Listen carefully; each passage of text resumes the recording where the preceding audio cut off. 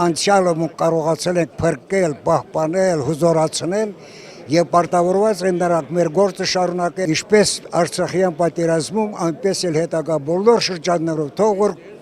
փոքր ուժերով, բայց իրենց իմաստությամբ, իրենց հերոսությամբ, իրենց տաղանդով հաղթանակեն ապագա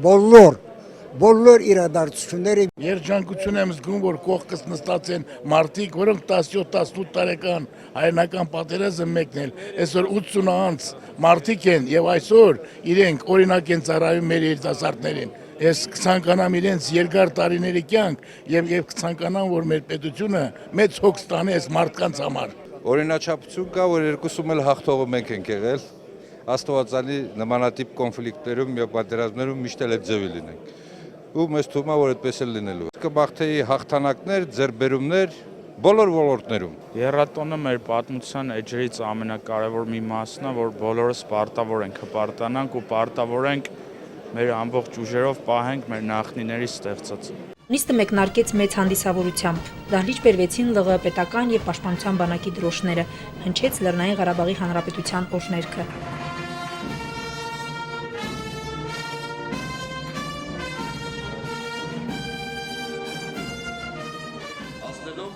Այնուհետև ելույթով հանդես եկավ պաշտպանության նախարար, պաշտպանության բանակի հրամանատար գեներալ-լեյտենանտ Մովսես Հակոբյանը։ Ներկաները մեկ րոպե լռությամբ հարգեցին բոլոր ժամանակներում հող հայրենիի համար նահատակված հայրենիների հիշատակը։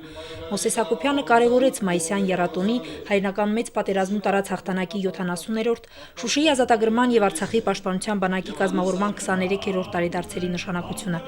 Եռամիասնական տոնն իր մեջ ամփոփում է ոչ միայն հայ ժողովրդի ձեռքբերումներն ու նվաճումները, այլև կամրջում մեր անցյալն ու ներկան։ Ֆաշիստական Գերմանիայի դեմ տարած հաղթանակում մեծ է եղել հայերի ավանդը։ 4 մարշալ, 1 ծովակալ, 70,000 մարդիկ պարգևատրվել են տարբեր շքանշաններով։ 27 շարքային զինվոր դարձել է փառքի հերոս, 104 հոգի արժանացել են Խորհրդային Միության հերոսի, մեկը կրկնակի հերոսի կոչման։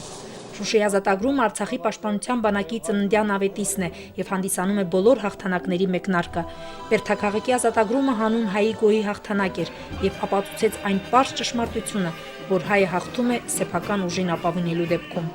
Գոհար Ռուստամյան, Մհեր Մկրտչյան, Արտավազդ Գրիգորյան, Մերուժան Հայրապետյան, օր։